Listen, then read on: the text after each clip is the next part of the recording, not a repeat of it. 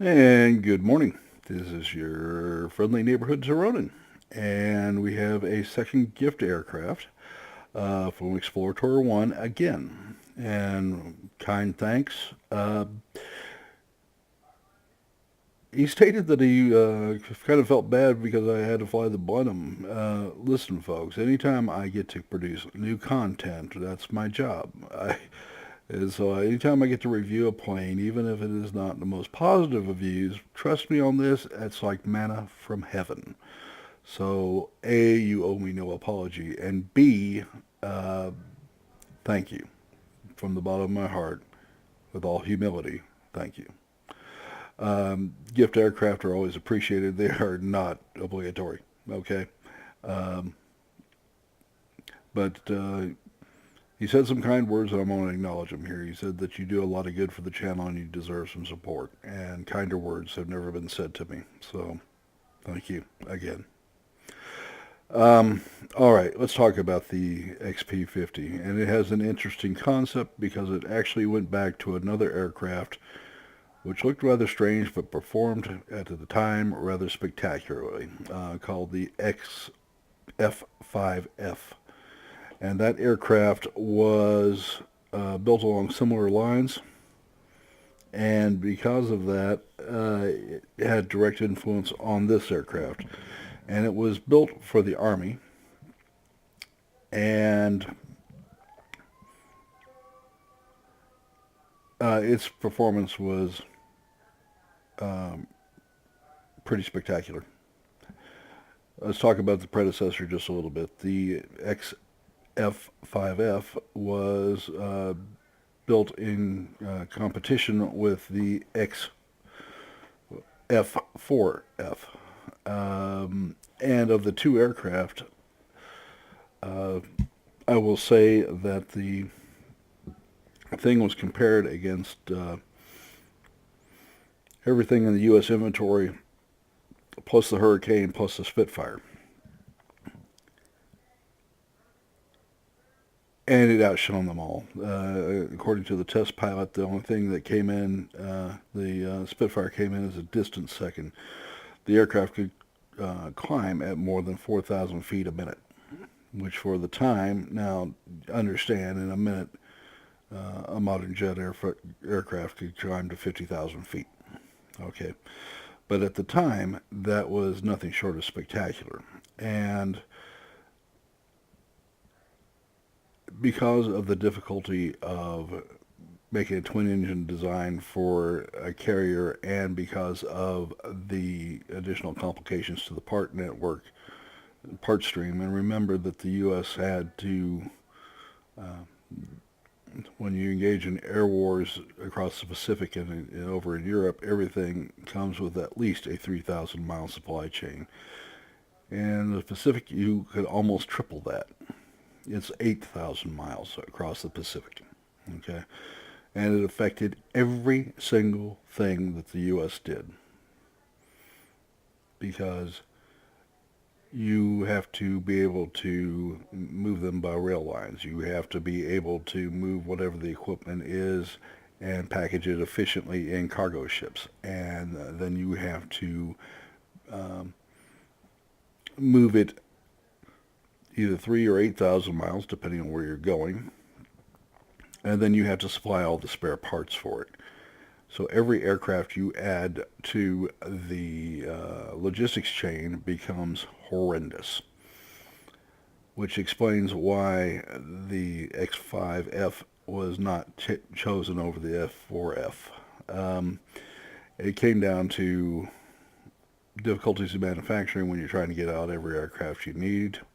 Again, with the aircraft that we talked about the Blenheim, um, we're going to what you have is what you want. Okay. The was the RAF well aware of the Blenheim's limitations? Yes, but it was available and it was available in quantity. And even though they had things like the Buford and the Beaufighter and other aircraft that were superior, you need them and you need them now. You don't need them a year from now. And so that explains part of the Navy's decision making. In hindsight, it was rather poor because the X4F was, or the F4F was not a great competitor to the Zero and the Hayabusa. Now, Grumman would.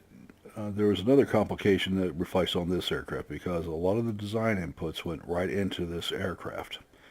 And the Army was taking a very hard look at it when the Navy said, look, Grumman is our primary supplier, or one of our primary suppliers, along with the Chance Vought Corporation of our aircraft. And we don't need to be complicating their manufacturing, nor do we need them to we need them to be supplying every aircraft they possibly can for us. And you have lots of, they had Lockheed, they had Curtiss, they had Boeing, they had, so the Army Air Force was very well supplied with manufacturers. The Navy, not so much. It's much tougher to build a naval aircraft than it is to build a land aircraft, and you'll see that over and over again. As late as the 1960s, they were still trying to design joint service aircraft. Now, you could take a naval aircraft and use it for land, and it was done throughout World War II. It was done throughout Korea. It was done throughout Vietnam. In fact, the primary fighter in Vietnam was the Phantom, F-4 Phantom. And the reason that it goes one way or not and the other is the stresses of the aircraft. Anything that lands on a carrier, the landing struts, for instance, have to be much, much tougher because you do not gently flare a aircraft down on a carrier deck. You fly into the carrier deck. And as a sailor, I will tell you that I have had two experiences in my life where I actually got to fly off a carrier deck. One was what was called a COD, a carrier onboard delivery. And if you've ever seen the Navy's AWACS aircraft, the Hawkeye, it's essentially a Hawkeye without the aerodome and all the equipment in it. It's just a cargo aircraft, and landed aboard an aircraft carrier. And if you ever want to know what going from 150 to 0 in a very short amount of time is like, do it. You almost feel like your teeth are going to be yanked out of your mouth. And that would be impressive, but the takeoffs from a carrier are even more impressive. You go from 0 to whatever the speed they deem on the catapult, and it's selectable, and it throws you off the end of that thing from 0 to whatever in breakneck speed, and the aircraft goes to full throttle and proceeds to pin you to the back of the seat for yet longer. So it's an exciting event. But it gives you an idea of the amount of force that a naval aircraft is subjected to. All right, let's talk about, so how does that apply here? Well, Grumman and Vought knew how to build naval aircraft that were successful. And so the Navy desperately needed them to be concentrating on naval production. This aircraft went further along and was being very seriously considered, and then it was dropped because the Navy was screaming. And the Air Force did just fine without it. But you notice this. This is a Tier 6. So you're doing 422 miles an hour with this thing. Also, the thing to note is the guns. Between the pair of 50s, you're getting 90 damage per second. And the pair of 20s, you're getting another 180. So right around 1,700 feet, you're doing 270. And out to 2,300 feet, you're doing 180. The upgrades you're going to want on this aircraft. This is a heavy aircraft. Okay, so some of the things you're going to see, you don't get lightweight airframes. You get improved flaps. Aircraft polish is something you'd want to get. this thing is going to be a boom and zoomer. All right, let's look at the, so